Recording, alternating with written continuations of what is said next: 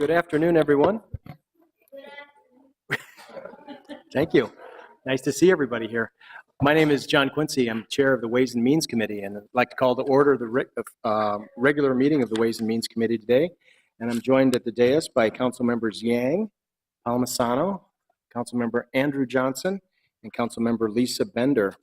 As we begin today, I think it would be appropriate if I could call on Council Member Bender, perhaps introduce our vast audience today. This is exciting to see so many people here. Thank you. Thank you, Mr. Chair. These are fourth graders from Whittier Elementary School. It's our second group that has come in the last couple of weeks, and we're super excited to welcome them. And several of them let me know that they're writing to the City Council about poverty and racism and all kinds of important issues in the community. So I told them that we always welcome their calls and emails and letters, and they could come anytime. That's terrific. That's enough TV time, I guess.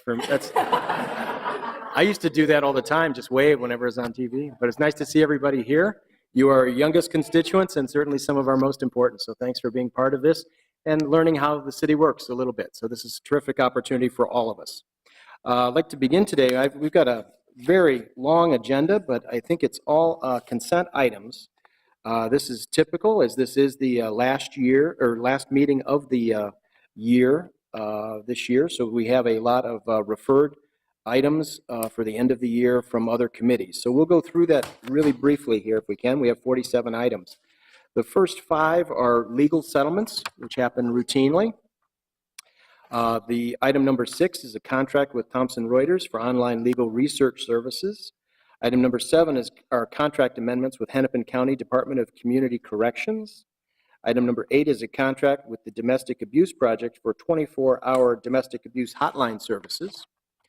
Item number 9 is the selection of bond counsel. Then we have a number of items, 2 items from the City Clerk's Department. Item number 10 is the donation of book scanner from Bethel University. And item number 11 is Minneapolis Political History Project. I know it's a little out of order and unusual, but I would invite if Christian or Council or City Clerk Carl. Christian, would you like to say a few words on this really quickly on these 2 items, then I'll continue with the rest of the consent agenda. Certainly. Thank you, Chair Quincy. We're very pleased to accept the donation of a book scanner from Bethel University. That'll allow us to help digitize some of our physical archive material to make it more available to the public and also to help preserve it. So it's a very exciting donation. We're very, very grateful for it.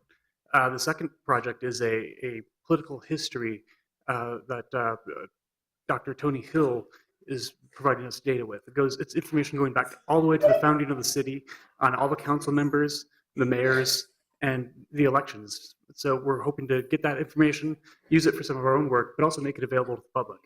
Good. Well, thank you very much. I just wanted to comment, since we have a great audience who would be very interested in this topic, as well as our only opportunity before the council meeting to talk about it. This is in preparation for one of our celebrations of our 150th year. Our sesquicentennial is the city of Minneapolis. Is that correct, right? Absolutely. This is all part of that archival material that's happening as part of that project. So just wanted to let the people know why we're talking about that. City coordinator, thank you very much. The city coordinator brings 2 items. One is a grant acceptance from the Funders Network for Smart Growth and Livable Communities. And as well, where they have a contract with Improve Group for related services to the Recast Minneapolis grant. Community and Planning and Economic Development brings forward an agreement for public art consulting for Weber Park Library. The Convention Center brings forward a contract amendment with Peterson Companies, Inc. for a contract closeout. The Finance and Property Services Department brings forward a number of items. This is going to be item number 16. This is the annual property insurance premium for the Minneapolis Convention Center, Talmadge Building, and the parking ramp. We also have a contract with Perkins & Will for pre-design and program development services for the new downtown office building project. Number 18 is the 2016 General Fund Contingency Budget Usage Resolution. We also have a resolution related to Target Market Ordinance concerning the Planning or Permanent Review Committee, as well as the Target Market Program General Industry Chart. And I think I'd like to take an opportunity, not right now, but we'll come back to it. I'm going to pull item number 20 for a brief conversation with our Procurement Director. Item number 21 is the official IRS intent declaration to issue tax-exempt bonds for project expenses beyond original budget projections. We also have the City of Minneapolis accounts receivable policy. Information Technology Department brings forward the IT gift acceptance for conference travel and associated expenses for December 2016. Police Department brings forward a revenue agreement with the Downtown Improvement District for the 2016 Holodazzle Police Officer Assistance Program. From the Community Development and Regulatory Services Committee, we have the Rehab Support Program recommendations for the year. From the Health, Environment, and Community Engagement Committee, we have the Clean Energy Partnership. This is a gift acceptance from Excel Energy and Centerpoint Energy. We also have a contract with Pace Analytical Services for Lead and Healthy Homes Program. We have a grant from the School-Based Health Alliance for National Quality Initiative for School-Based Health Services. We have the contract with Volunteers of America for Community Health Worker Services and Minneapolis Public Housing. We also have the Community Solar Garden Subscription Agreement with Sun Edison. From the Intergovernment Relations Committee, we have the contract with Frederickson and Byron, PA, for state legislative services and consulting contract. We also have a contract with Friends and More Government Relations for the state legislative services agenda. From the Public Safety, Civil Rights, and Emergency Management Committee, we have a contract with Corner House Interagency Child Abuse Evaluation and Training Center for Forensic Evaluation Services. We're also authorizing submittal of an application to the Minnesota Department of Public Safety Office of Justice Programs for Sex Trafficking and Training Grant. We have a camera equipment acceptance for Minneapolis Police 3rd Precinct from the Ventura Village Neighborhood Organization. From the Transportation and Public Works Committee, we have the 2017 Downtown Minneapolis Transportation Management Organization. That's the TMO and the grant agreements. We also have a grant from Minnesota Historical Society for conservation of sculpture clock on Nicollet Avenue. We have a change order to contract with RAM Construction Services for the ABC Parking Facilities Repair Project. Amendment to agreement with Minnesota Sports Facilities Authority for public infrastructure improvements. An amendment to a contract with Meyer Contracting for 24th Street and Snelling Avenue paving project. An agreement with Cohen Partners for PV Plaza Historic and Landscape Preservation Architectural Services. An agreement with the Minnesota Vikings Football Stadium LLC to evaluate the feasibility of the contraflow crossover between 3rd Street and 4th Street. There'll be a quiz on that in a little bit. Ready? Are you taking notes? 8th Street Southeast Street reconstruction and street lighting projects. And that's postponement of levy assessments for 2018. For my colleagues, I'd just like to point out items number 3 and 4 of this item are going to be amended, but they'll be taken care of at the council meeting by the committee chair. So we'll be approving this item as presented. We also have the Seward Bicycle Boulevards. That's a layout and approval, grant acceptance, and cooperative agreement with Hennepin County for item number 44.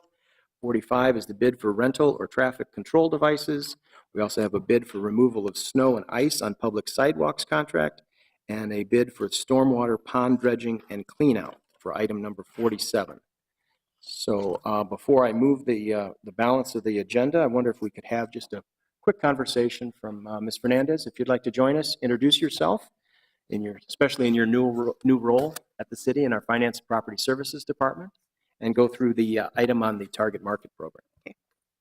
Thank you, Chair Quincy and council members, for allowing me to come here and talk a little bit about the target market program.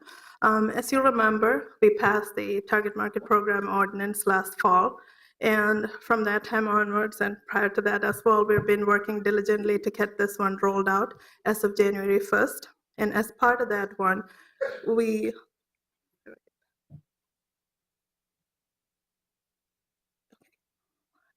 as you can see, there is that criteria, the industry criteria that we had to bring to you today. So what is in there is like, these are the criteria that we are going to look at when we are deciding if a small business is indeed part of the target market program or not. So the business is independently owned and controlled. Business is for-profit business. and that the business performs a commercially useful function. Those are some of the criteria related to the ownership. In the location of business, we are right now looking at 13 Minnesota counties. And this is in line with the CERT certification program, which is the program that St. Paul, Hennepin County, Ramsey, and now Minneapolis is part of. So how we're looking at this one is like based on the type of industry that they are in. We're looking at the gross receipts for 3-year average, and then kind of putting a limit there to say like, okay, if you're a construction company, your gross receipts, annual gross receipts cannot exceed more than 10 million in a year. So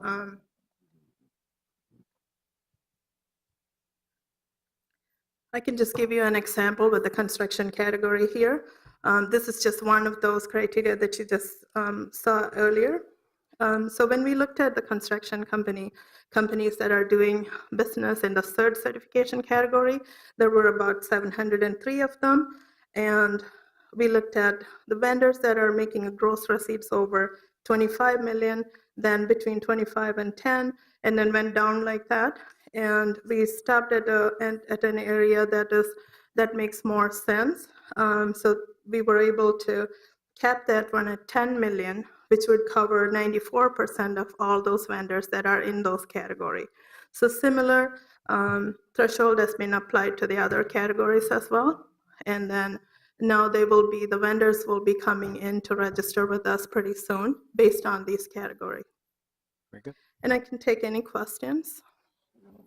Thank you. Not seeing any questions from my colleagues on the council, but I just wanted to highlight what this was. This is a change in our procurement system, which means it's how the city buys its products and services to serve as a city government. And so this is an important change, and it was led by Council Vice President Elizabeth Glidden and myself, who really wanted to make sure we had more small businesses and local businesses able to participate in our procurement systems.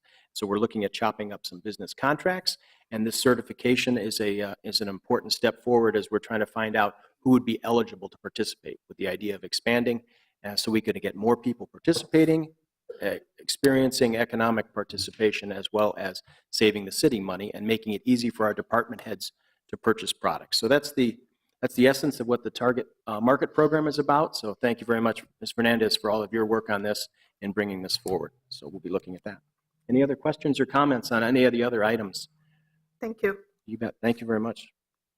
On the agenda, not seeing any. I'd like to move all the items for approval, all 47, including item number 43, with the understanding that an amendment will be made at the council meeting. All those in favor of those items, please signify by saying aye. Aye. Opposed?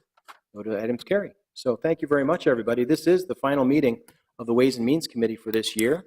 It's been an incredibly productive year, so I'd like to thank my colleagues for all of their work on this committee, as well as preparation for doing the city's business through this committee. So thank you very much, everybody. We are adjourned. No applause. All right.